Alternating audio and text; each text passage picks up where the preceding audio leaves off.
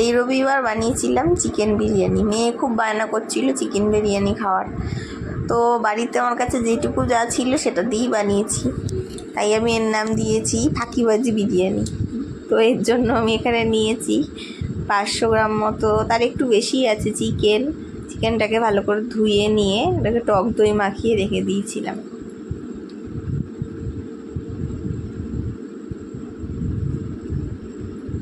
অন্য সময় আমি বিরিয়ানির মশলা গোটা মশলা ভেজে করি, কিন্তু আজকে আমি সেভাবে করিনি, গুঁড়ো মশলা কিনে এনে করেছিলাম। তো এখানে আমি চালটা নিয়েছিলাম বিরিয়ানির, চালটা ভালো করে ধুয়ে জলে ভিজিয়ে রেখেছি, ওর মধ্যে নুন আর গোটা গরম মশলা দিয়ে রেখেছি, তেজপাতা। অন্যদিকে একটা প্রেশার কুকারের মধ্যে বিরিয়ানির যে আলুটা দেবো সেই আলুটা একটুখানি ফুড কালার ও নুন জল দিয়ে আমি একটু সেদ্ধ বসিয়ে দিয়েছি। এরপর বেরেস্তা ভাজার জন্য কড়াই পেঁয়াজগুলো ভালো করে ঘিয়ে ভেজে নিয়েছি। এটা একটু লাল লাল করে ভাজতে হবে, আর বেরেস্তার জন্য পেঁয়াজ খুব পাতলা পাতলা করে কাটলে ভালো হয়।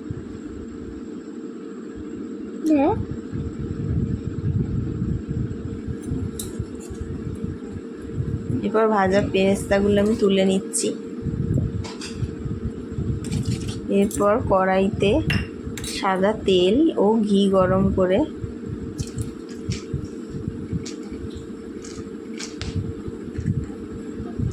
এবার এর মধ্যে আমি গোটা গরম মশলা আর পেঁয়াজ কুচি কিছুটা দিয়ে দেবো।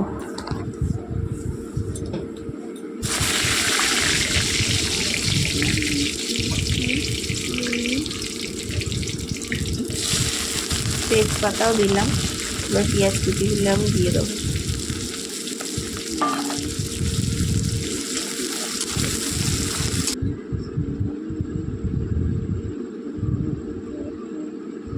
দিয়ে একটু নাড়াচাড়া করে ভেজে ভেজে নেব।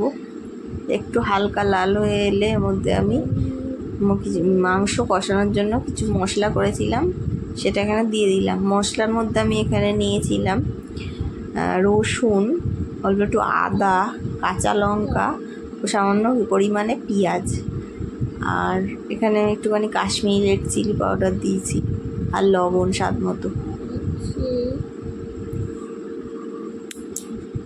এরপরে আমি যে মাংসটা ম্যারিনেট করা ছিল সেটাকে দিয়ে ভালো করে কষিয়ে নিচ্ছি।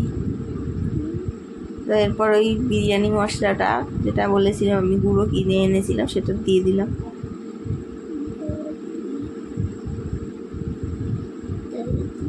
দেওয়ার পরে একটু ভাজা ভাজা হচ্ছে, এই সময় আমি এখানে মিঠা আতর ও কেওড়া জল আর গোলাপ জলের একটা বাটিতে মিশিয়ে একসাথে সেটাকে দিয়ে দিয়েছি, দিয়ে একটু নাড়াচাড়া করানো।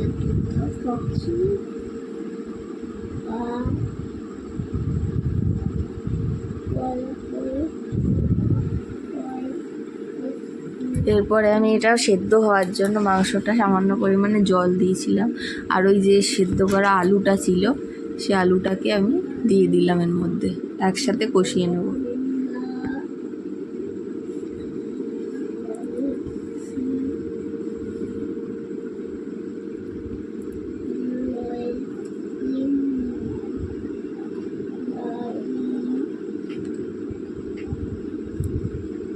এরপরে একটু ফুটিয়ে নিচ্ছি ভালো করে।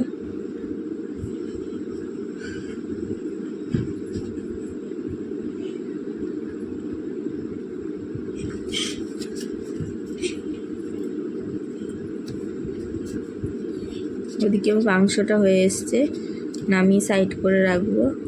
এদিকে চালটা আমি সেদ্ধ বসিয়ে দিয়েছি, 80% হয়ে গেলে ভাতটা আমি নামিয়ে ফ্যানটা ঝরিয়ে নেব। এরপর লেয়ার করার জন্য ভাতের এখানে হাঁড়ির মধ্যে একটু ঘি নিয়েছি, লাগিয়ে দিয়েছি, তার মধ্যে আলু মাংসগুলো নিচে দিয়ে দিচ্ছি। এরপরে ভাতটার এক লেয়ার আমি উপর দিয়ে দেবো, এক লেয়ার ভাত আমি ওকে দিয়ে দিচ্ছি।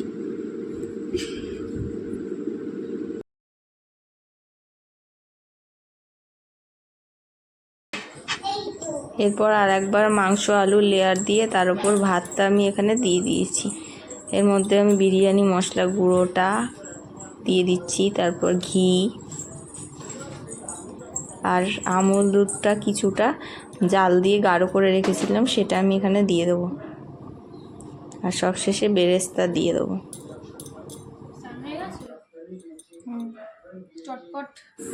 এরপর আমি এখানে ঘন করে জাল দিয়ে রাখা কিছুটা পরিমাণ আমুল দুধ এর মধ্যে দিয়ে দেবো।